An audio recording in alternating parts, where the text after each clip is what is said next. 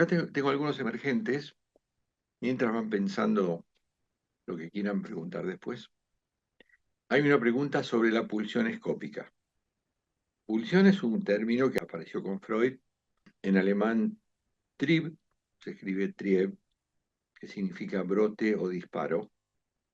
Es un concepto central, uno de los cuatro conceptos fundamentales, muy diferente del instinto animal. La pulsión tiene cuatro componentes: tiene una fuente o zona erógena, tiene un empuje o energía, tiene un objeto y tiene una finalidad que es la descarga. Clásicamente son pulsión oral, pulsión anal, pulsión fálico-genital. Freud introdujo dos, la escópica y la invocante. La escópica es la de la mirada, o sea, zonas erógenas los ojos, objeto la mirada como tal. Y la pulsión invocante, fuente o zona erógena, la glotis y los oídos, objeto la voz. Si unimos esto a que todo el tiempo la pulsión está en funcionamiento, no puede no pulsar, así como no se puede no gozar, no se puede no pulsar. Freud dice fuerza constante, todo el tiempo estamos pulsando. La otra pregunta dice, comillas, yo quiero que el otro me ame. Después viene una pregunta, ¿cómo se entiende teóricamente esta frase desde el psicoanálisis? ¿Cómo se juega allí el goce, la demanda, el deseo? Bueno, yo creo que la pregunta es universal, o el deseo, porque dice yo quiero que el otro me ame. Esto es un deseo universal. No hay sujeto que no quiera esto, que el otro lo ame. Es más, dice Freud, todo amor es narcisista, o sea, me quiero en vos. Fíjense que el objeto de amor segundo es uno mismo. Primero mamá, después uno mismo a través del narcisismo primario, que después recala en el narcisismo secundario, pero uno sigue amándose a sí mismo en el otro. Esto hay que entenderlo porque es una cuestión dialéctica. No hay sujeto sin el otro, por lo tanto, cualquier categoría implica a un otro, en especial el amor. Me amo en el otro. Ahora, ¿cómo entra aquí el goce, la demanda y el deseo? Bueno, la demanda ya saben ustedes que es un pedido de algo a alguien. En el fondo, dice Lacan, la demanda es un pedido de demanda.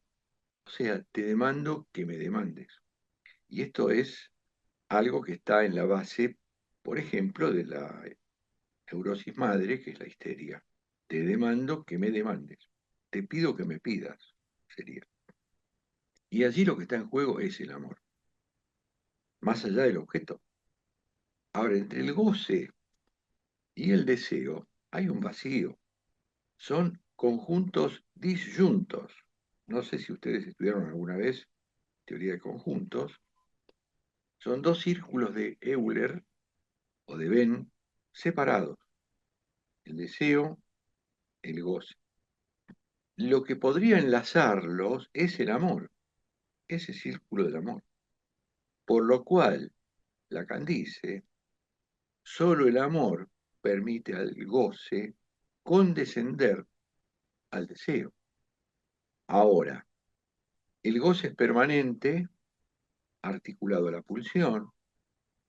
El deseo también es una instancia permanente en el sujeto deseante. No todo sujeto es deseante. Por ejemplo, el psicótico no es un sujeto deseante, porque no hay vacío, no hay falta. No hay una falta instalada por la ley del padre. Aunque sí hay goce y hay demanda. El deseo es una categoría hueca, en el fondo, y en la superficie de la conciencia hablamos de los anhelos. Yo quiero tal cosa, tal vez pueda conseguirla. El núcleo último, el deseo, es hueco, ¿no? Hay con qué rellenar ese hueco. Lo que tenemos que hacer es seguir sosteniendo el hueco, sobre todo en análisis. Quiere decir que un analista, en serio, sostiene el hueco que da origen al deseo sostiene la falta y se va a cuidar mucho de llenar ese agujero. Ahora, hay muchos dispositivos que para mí no son análisis, que hacen lo contrario. Llenan el agujero engordando al yo, es decir, al narcisismo. Por lo tanto, no van a favor de la castración. El sujeto para salir de sus encerronas tiene que juntarse con la castración. Héctor, Buen día, ¿cómo está? No sé si la palabra justa, ¿puede bajarlo a tierra justo este último concepto? vamos a poner extremos. Yo ahí me gusta traer conceptos de la matemática. La matemática, no sé si alguno de ustedes estudió, sobre todo análisis matemático, que tiene una noción que se llama condiciones de borde. Por ejemplo, si yo quiero saber algo sobre la incógnita X, tengo que meterme con los extremos. ¿Qué pasa cuando X tiende a cero, cuando tiende a infinito o cuando tiende a menos infinito? Entonces, traída esta metáfora al psicoanálisis, podemos decir, vamos al extremo, vamos al gozador extremo. El gozador extremo es aquel que está más cerca del desanudamiento de las pulsiones a través del goce. Fíjense que el goce es mortífero porque satisface a la pulsión de muerte. Ahora, en el puro goce hay una ausencia de deseo, porque hay puro intento de satisfacción, aunque la satisfacción siempre es insatisfactoria. Esto es estructural. Si hubiera una satisfacción completa, estaríamos en los absolutos, a los cuales el sujeto no llega nunca, salvo en el caso de la muerte, y sobre todo de la muerte perpetrada, es decir, el suicidio, por ejemplo. El suicidio es un punto de goce absoluto con esta paradoja. Ya no puede gozar porque no hay cuerpo. Entonces, en estos extremos vemos la ausencia del deseo. Es decir, no hay agujero, hay un llenado cuasi absoluto. En la vida cotidiana, nosotros, paradójicamente, y en esto hay que leer a Kierkegaard, cuando habla de la angustia, nosotros disfrutamos más de estar vivos cuanto más cerca estamos de la muerte, en un acercamiento provocado, por ejemplo, al borde de un precipicio, o tirándonos en un paracaídas, o en un parapente, o en los juegos extremos de un parque de diversiones. Por eso cuando ustedes lean La condición perversa, van a ver que ahí hay un rasgo masoquista que lleva al sujeto a los extremos justamente para convocar todo lo contrario, cerca de la muerte para sentirse más vivos, que es una de las definiciones del goce, ¿no? Es aquello por lo cual, si lo hacemos, uno se siente más vivo, aunque esté más cerca de la muerte. La cuestión del deseo es el aspecto vital de la pulsión. Por eso tenemos que pensar, si quieren gráficamente, la pulsión como de muerte, que tiende a la descarga completa, pero se retrasa en los bucles de la vida, es decir, del deseo. Cada vez que nosotros entramos en el bucle del deseo, detrás de un objeto de deseo, estamos en lo que Freud llamó pulsión de vida, que no es más un aspecto retardatario de la pulsión de muerte o de la descarga completa, porque estamos acá para gozar. Obviamente que hay muchos modos de gozar. Por ejemplo, gozando del deseo y del amor, nosotros estamos satisfaciendo parcialmente en el punto de goce que llamamos placer, principio del placer. Voy por lo que quiero. En el otro extremo del arco, si tomamos esto que dijo Lacan, de la cosquilla a la parrilla, en la cosquilla está el principio del placer, en la parrilla está la muerte del goce. Obviamente que nosotros queremos el placer, pero hay una zona gris del masoquismo primordial que hace que nosotros juguemos con estos límites para potenciar lo que sentimos. Vamos a poner el caso de las patologías alimentarias. Ejemplo, la bulimia. La bulimia es un goce concentrado en donde hay un llenado material y un vaciado material, pero solamente para recrear el circuito. O sea, ahí está implicado el goce con el cuerpo en primera magnitud. Y en el otro extremo tenemos la anorexia, en donde por el hecho de que la persona anoréxica se priva del alimento, y este es un mensaje para el otro, su cuerpo esquelético es un mensaje para el otro, se priva del alimento y si bien está en el goce extremo de lo mortífero, sin embargo, aparece cierto rasgo del deseo que es la insatisfacción, no como en la bulimia, en donde hay a primera vista una satisfacción cuasi completa. Patricia, Buen día. Me quedó una duda. Cuando hablaste de anorexia, el cuerpo delgado es un mensaje para el otro. El mensaje es no quiero ser deseada, no quiero ser vista, aparte de la insatisfacción que tiene la persona. claro, ahí podemos conectar con la pulsión escópica. En el Ajá, límite estamos el desaparecer para la mirada del otro. Así como en las patologías de la obesidad, desde la obesidad común y corriente hasta la obesidad mórbida, hasta los excesos que hemos visto, se han publicitado, ahí tenemos varias cuestiones. Un exceso de ser el objeto de la mirada del otro, pero también una defensa, paradójicamente, de esa mirada, porque el recubrimiento de la obesidad es una especie de cáscara dentro de la cual el sujeto se refugia. O sea, siempre tenemos que ver la implicación psíquica en todos estos fenómenos que a primera vista parecen, o desde la mirada médica, parecen puramente somáticos o puramente derivados de adicciones o derivados de hábitos alimentarios, siempre en relación con la función materna, porque ahí está la primera sexualidad, ¿no? La sexualidad alimentaria. Alberto, Bueno, en la frase que el amor es, o sea, que de la teoría de conjuntos, ¿no? El deseo y el goce. Y que solo el amor sería el tercer nudo que llevaría, que condesciende al deseo, el deseo le gana terreno al goce.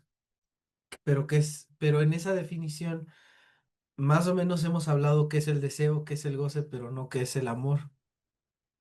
Porque si ese es el asunto, pues, está ¿qué es bien. el amor? Bueno, el amor es una paradoja. Primero que nada es una ilusión que tiene mucho que ver con la articulación yo ideal, ideal del yo.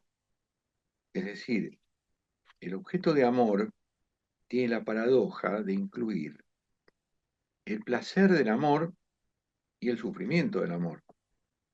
¿Por qué? Porque la ilusión del sujeto cuando se enamora es un imposible que consiste en hacer uno de dos.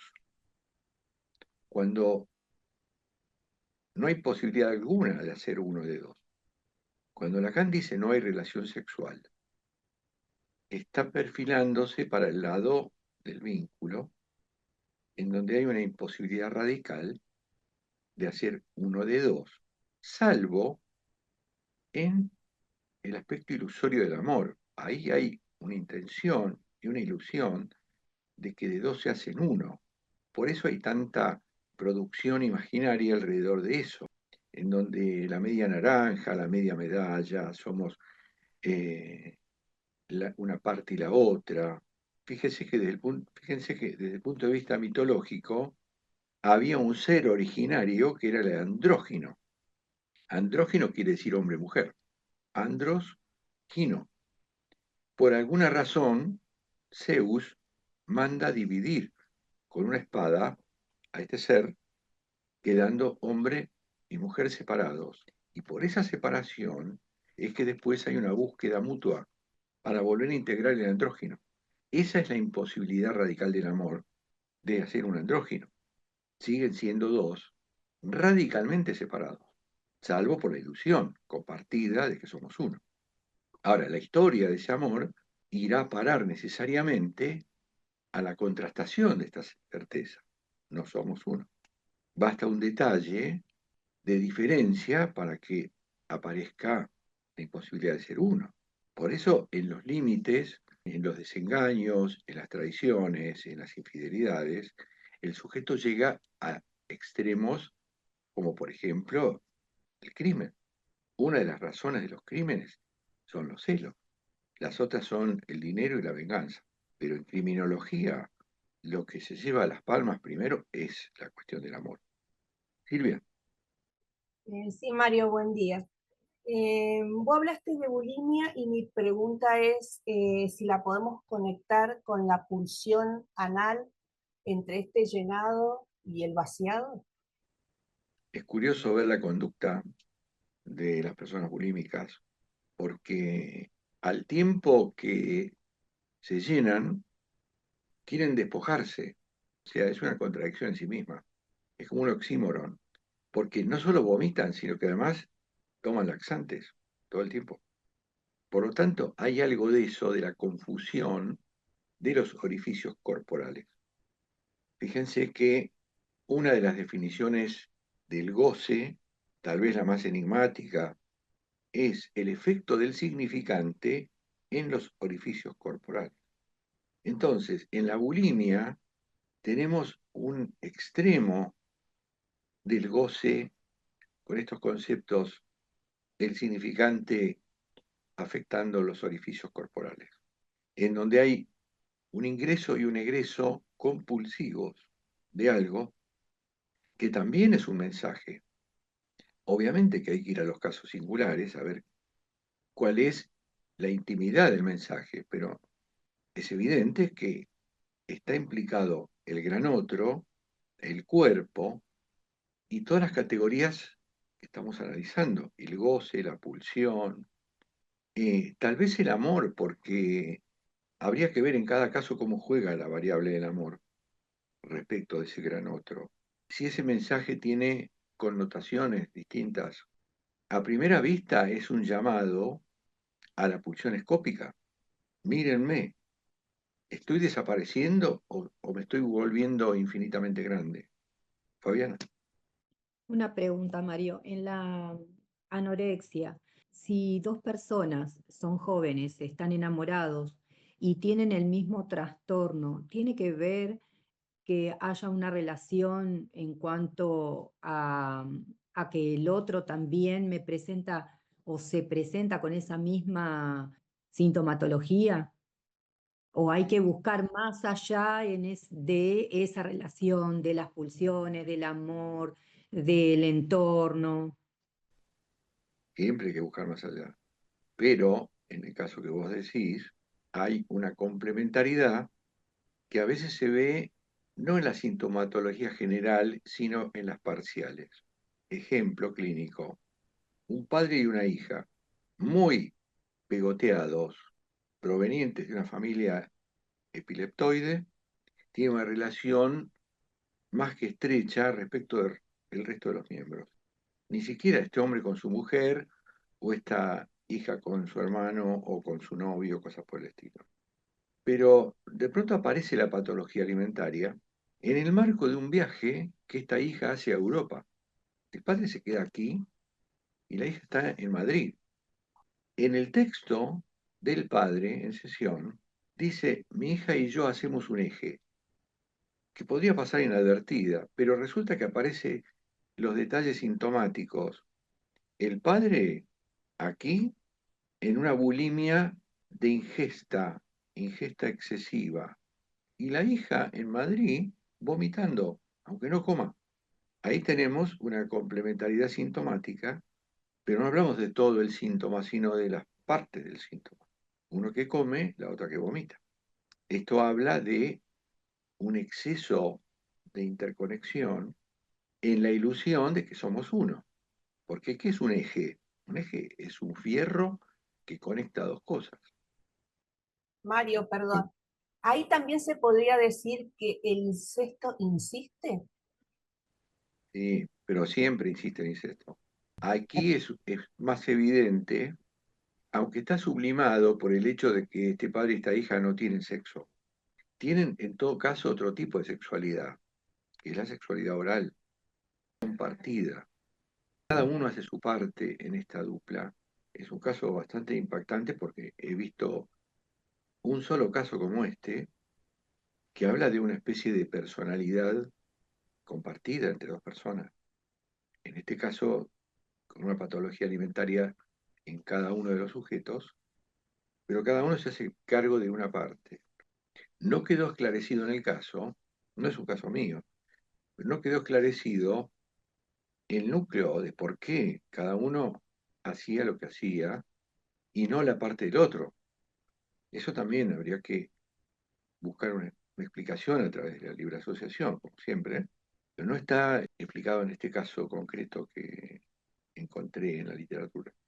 Alberto. Yo me sigo preguntando sobre el amor porque sí es una paradoja, pero si es el enlace que permite que el goce se reduzca y pase al deseo. O sea, me llama la atención que Lacan proponga como posible enlace entre el deseo y el goce algo que es paradójico. O sea, deja en incógnita de lo que es el amor, o sea, pero, o sea, lo que no me quedó claro hace rato es que solo mencionabas que es una paradoja, pero, pero más allá de eso, ¿cómo explica el amor el psicoanálisis? Digo, todo en nosotros es paradojal, o si querés, es contradictorio. De manera que estamos habitados por la paradoja. La vas a encontrar en todas partes, en el sujeto dividido, antes que nada, en las contradicciones del sistema psicológico y en las contradicciones radicales entre el sistema psicológico y el sistema inconsciente. Ahora, no podemos vivir sin amor, como dice la canción, de manera que la articulación entre goce y deseo también está en nosotros como neuróticos, siempre presente y siempre por resolver. Acuérdense que lo nuestro es lo irresuelto, el gerundio, vamos andando, vamos resolviendo, con mayor o menor suceso. Ahora, la categoría del amor específicamente, por el hecho de implicar otra voluntad, un otro, una otra, tenemos ahí un terreno indeterminado, porque ninguno puede estar seguro, salvo por la ilusión del amor, pero ninguno puede estar seguro de tener a la otra persona, como se pretende tener, y como se dice en los encuentros amorosos, en donde uno se promete al otro, soy tuya para toda la vida, sos el hombre de mi vida, sos la mujer de mi vida, todo ese tipo de cosas. Esto hace a la ilusión. Ahora, en los hechos reales, las cosas son diferentes, porque cada sujeto tiene intereses múltiples. El primer interés que uno tiene es que hay muchísimos objetos pulsionales, en donde por lo menos desde el punto de vista de la pulsión escópica, todo el tiempo estamos operando. Vamos a la calle, vamos a un lugar, vamos a una convención, vamos a un grupo académico, vamos a donde vayamos, siempre va a haber un otro que nos llame la atención desde el punto de vista sexual. Entonces, esa supuesta garantía de que soy toda tuya y cosas por el estilo, son frases que hacen a la ilusión, pero en lo concreto, el humano es mucho más, está mucho más diversificado que eso. Si no entendemos eso, caemos o en el ridículo o en la tragedia. El tipo que se mete a una relación amorosa, enamorado hasta acá, si no tiene en cuenta estas cuestiones, está perdido, porque eso va a terminar en un crimen, en un suicidio o algo parecido. Silvia, Sí, te iba a preguntar algo de eso. ¿Qué le pasa al yo en el enamoramiento? Bueno, el yo es el que está implicado. El yo, moi, el yo terminal, el yo imaginario, es el que está implicado desde su costado narcisista, porque está en espejo con el objeto de amor. El objeto de amor, en tanto perfecto, es la representación de un ideal. Me miro en ese espejo y ese espejo me mira. Este es el asunto. Nos miramos mutuamente. Y si estamos enamorados los dos, es que los dos tenemos esa ilusión de ser completados por ese otro. Y ese combo es algo terminado, perfecto, sin falta. Lo que pasa es que la realidad no es así. En la realidad concreta, cada uno de ellos está en falta y hay una multiplicidad de objetos que se pueden presentar al sistema perceptivo, al deseo, a la pulsión. Y entonces, ¿qué hacemos? ¿Nos controlamos? ¿Ponemos ahí un exceso de voluntad para no caer en la tentación, como dice la religión? Es un problema irresuelto el tema del amor. Conlleva cuestiones que tienen mucho que ver con el fantasma, con la fantasía, con los ideales heredados de los padres. La idea de la perfección y de la completitud siempre está en danza, y ahí estamos buscando ese otro que nos complete. Marisa, Hola, Mario. hola. Quería decir que me parece como que deberíamos distinguir el amor imaginario o el enamoramiento del amor, ¿no? Porque me parece que es un Sí, concepto diferente. Me parece que el amor sería el entre, ¿no? Como el entre, en lo que no está abarcado entre una cosa u otra, amor. Por eso es lo que sostiene, es lo que puede anudar, o lo que puede, como habías dicho al principio, lo de los globitos, lo de los círculos, no sé qué era. Bueno, digo, como que es lo que puede abarcar todo, justamente, o engancharnos, qué sé yo, anudarnos de alguna manera, porque es el entre. El amor es bien distinto del enamoramiento, para hacer un juego de palabras, digo, ¿no? Como que el enamoramiento, el imaginario es una cosa, el amor de pareja o lo que sea, esto que es nada que ver con el amor en realidad. claro, El amor sería lo que está entre todo, el entre, no sé cómo explicarlo, lo que no se puede abarcar. sí. Está buena la acotación de Marisa porque hemos dejado de lado estas dos categorías que para Freud están muy claras, ¿no? El enamoramiento es un primer momento de enajenación. El amor implica ya las imperfecciones de la meseta, es decir, hay un siendo en donde uno se encuentra con lo incompleto del otro. Ahora, a eso hay que adaptarse, hay que negociar, hay que transitar, pero el enamoramiento es un momento enajenado, cuasi absoluto, en donde toda la libido va al otro y recién hay una recuperación de la libido propia cuando el otro lo mira a uno, por lo menos, lo toma en cuenta. Y ahí empieza un proceso que es lo que llamamos la meseta del amor, que para sostenerla en el tiempo hace falta un montón de otras categorías, como es la aceptación de la falla del otro, el problema de la convivencia. En la convivencia, 24/7, tenemos toda la posibilidad de que aparezca eso otro que en el enamoramiento no aparecía.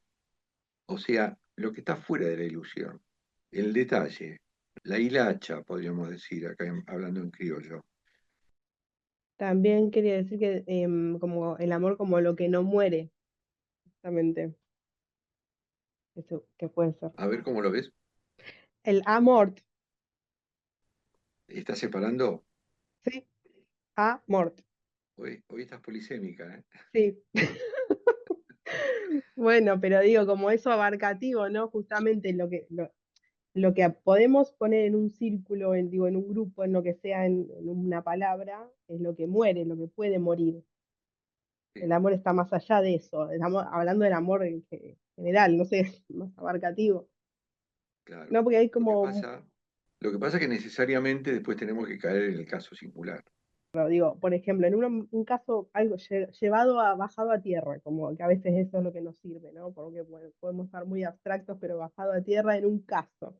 A veces algo concreto, donde dicen, ay, sí, qué amoroso, o dar amor, y a veces justamente el dar amor no es ay, lo bueno, no, o sea, a veces es un no, es un silencio, es una no respuesta, puede ser algo que puede ser percibido por el otro como algo malo, el no dar, ¿no? Digo, por eso es todo.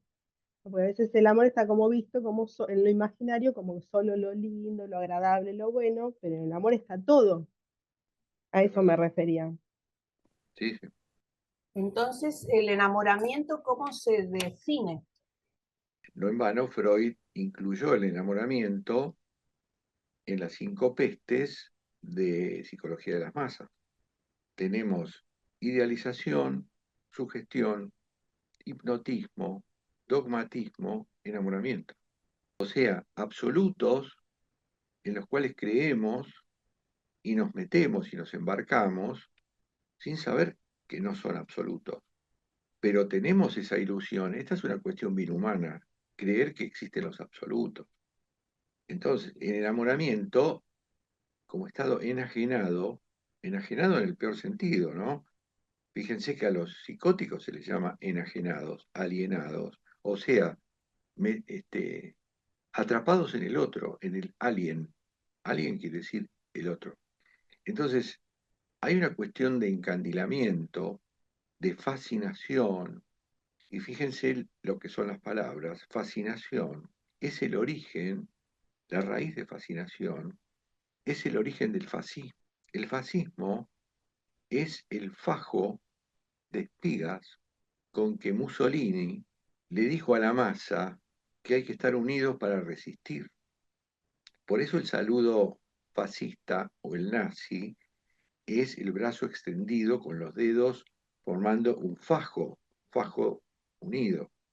Entonces, la fascinación es el encandilamiento de esos rayos que vienen del otro, en el caso de enamoramiento, por ejemplo, en donde están implicadas las otras cosas, ¿no? Porque uno idealiza, porque uno está sugestionado por el otro, está atrapado en cierto dogmatismo, el dogmatismo de decir, esta es la mujer perfecta, por ejemplo, e inclusive la hipnosis. Uno cuando ve casos clínicos de enamorados hasta el caracú, se da cuenta hasta qué punto están enajenados en esa cosa hipnótica del amor, en donde desaparece el sujeto por momentos. Hay un estado de fading. Fading quiere decir desvanecimiento del sujeto. Bueno, eso se produce en el enamoramiento. Acá la compañera dijo, bueno, existe la diferencia entre enamoramiento y amor. Clarísimo. Claro, porque el amor es un tránsito de imperfecciones asumidas. Enamoramiento no, hay un absoluto. Yo no soy nada y la otra es todo. El tipo está encandilado. Bueno, por ahí vamos. Fabiana, Anoche miré la película La Cámara Oscura y la verdad que fue muy interesante, me encantó y tiene muchísimo contenido. Leí el texto también y bueno, si quieren hablar de eso, está muy bueno. Si lo leyeron por lo menos, no sé. bueno, ahí tenemos la pulsión escópica en primer plano en la figura del fotógrafo. Ahí tenemos una mujer que pasa inadvertida, que no se sabe ni siquiera qué nacionalidad tiene, que cae en una familia, pero como elemento adosado, no como un elemento perteneciente, por su color de piel, por su origen, que no se sabe si es de un país o el otro, porque nació en un barco, y tiene que venir alguien de afuera que enfoca, que la mira y que se interesa por ella a través de la cámara fotográfica. Bueno, está abierto el debate si quieren conversar de este tema, si es que vieron la película o leyeron el texto. El texto es sobre la película. Patricia.